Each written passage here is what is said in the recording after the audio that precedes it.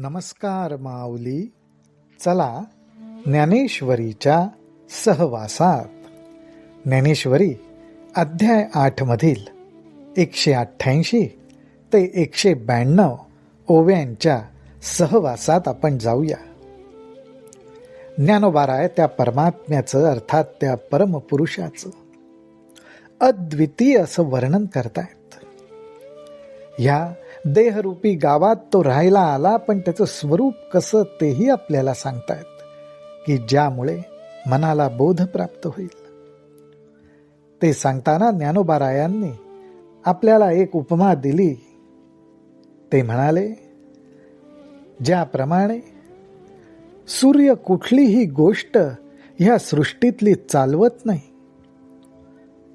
तो कोणालाही असं सांगत नाही की चला माझा उदय झाला, आता उठा, कामं करा, आता झोपा, माझा सूर्यास्त झाला, मी अस्ताला गेलो, असं काही सूर्य कोणाला येऊन सांगत नाही. तो साक्षी रूपाने सर्व सृष्टीमध्ये घडणाऱ्या कर्मांकडे बघत असतो आणि त्याच्या आधाराने सर्व सृष्टीची कर्म चालू असतात. त्याचप्रमाणे या देहाच्या सर्व क्रिया इंद्रिय, मन आणि बुद्धी यांच्या साह्याने चालू असतात आणि तो परमात्मा केवळ साक्षी भावानी असतो. म्हणून ज्ञानोबाराय म्हणतात, अर्जुना तया परी सुतला ऐसा आहे शरीरी, म्हणोनी पुरुषुगा अवधारी म्हणिपे जयाते. हे जे सूर्यनारायणांचं उदाहरण आहे ना अर्जुना, त्याप्रमाणेच हा परमात्मा या शरीरामध्ये आहे. या शरीराशी तो जोडला गेलेला आहे, परंतु कसा आहे तर त्या सूर्यनारायणासारखा आहे, केवळ साक्षी भावानी. आणि म्हणूनच त्याला पुरुषू म्हटलेलं आहे. म्हणून पुरुषू गा अवधारी म्हणिपे जयाते.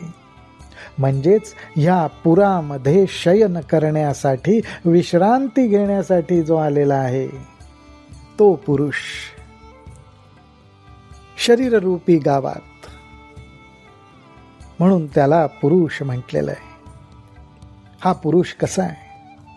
आणि प्रकृती पतिव्रते, पडिला एक पत्नी व्रते, येणेही कारणे जयाते, पुरुषू म्हणो ये. अर्जुना, अजून एक कारण आहे ज्यामुळे या परमात्म्याला पुरुष म्हटलेलं आहे. कारण का? तर प्रकृती ही पतिव्रता आहे. ती परमात्म्याच्या आधाराशिवाय राहूच शकत नाही.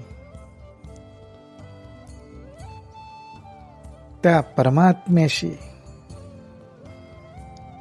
ती अशी एकरूप आहे, अशी एकनिष्ठ आहे, म्हणूनच तिला पतिव्रता म्हटलेलं आहे.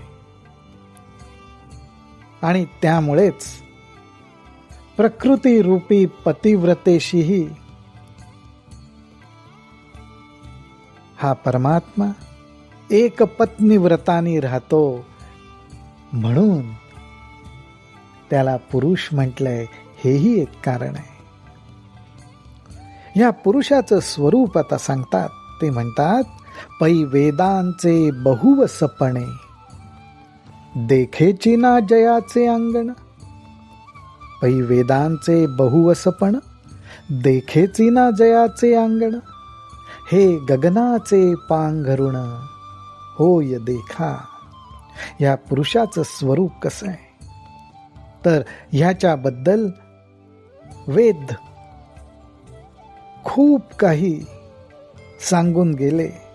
वेदांनी खूप काही सांगितलंय. वेदांमध्ये ह्या पुरुषाचं वर्णन वेगवेगळ्या प्रकारे, वेगवेगळ्या मार्गाने केलेलं दिसेल. अनेक प्रकारे, ज्यामुळे या पुरुषाची उपासना केली जाईल. या पुरुषाला प्रसन्न करून घेतलं जाईल, त्याची प्राप्ती करून घेतली जाईल, याबद्दलचं ज्ञान, मार्ग, अनेक गोष्टी बहुत प्रकारे वेदांमध्ये सांगितलेल्या दिसतील. परंतु एवढं सांगून सुद्धा त्याचं जे व्यापकत्व आहे, त्या व्यापकत्वाला वेदांना सुद्धा गवसणी घालता आली नाही. त्यामुळे ज्ञानोबाराय म्हणतात, त्या वेदांना या पुरुषाचं अंगण सुद्धा बघायला मिळालं नाही.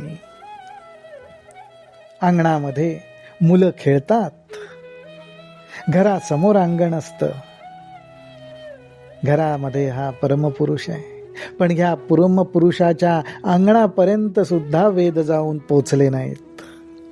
कारण ह्याचं सर्व व्यापकत्व, हे सर्व व्यापकत्व कसं, हे गगनाचे पांघरुण होय देखा. अहो, जणू काही या गगनाला पांघरुण घालायची वेळ आली तर ते केवळ परमात्म्याला शक्य आहे. किंवा एक प्रकारे असं म्हणता येईल की ह्या गगनाला सुद्धा जो व्यापून उरलेला आहे, पांघरून उरलेला आहे, असा हा परमपुरुष आहे. ऐसे जाणुनी योगीश्वर, ऐसे जाणुनी योगीश्वर, जया ते म्हणती परात्पर. या परमपुरुषाचं हे स्वरूप लक्षात घेऊन अनुभवायला यायला लागल्यावर मग योगीश्वर म्हणतात, हा परात्पर आहे. म्हणजे हा जाणून घेतलाय असं म्हणता येत नाही, तर जाणीवेच्याही पलीकडे आहे. त्यामुळेच त्याला नेणीव असंही म्हणता येत नाही. त्याला परात्परच म्हणावं लागतं. जेवढा त्याचा अनुभव घ्यावा तेवढा पुराच आहे.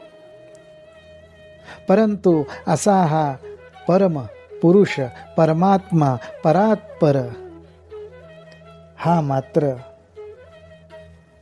एके ठिकाणी वास करतो. एक घर त्याला आवडतं. ते घर कुठलं, तर अनन्य गतीचे घर. जे अनन्य गतीचे घर गिवसित ये. पण असा हा सर्वव्यापी परमात्मा एका घराचा मात्र शोध घेत येतो, आणि ते घर म्हणजे अनन्य गती, अर्थात भक्तीचं. जिथे भक्तिभाव आहे त्या घरामध्येच तो राहायला येतो. जे तनु वाचा चित्ते नाईकती दुजिये गोष्टी ते, तयाम एकनिष्ठेचे पिकते सुक्षेत्रचे.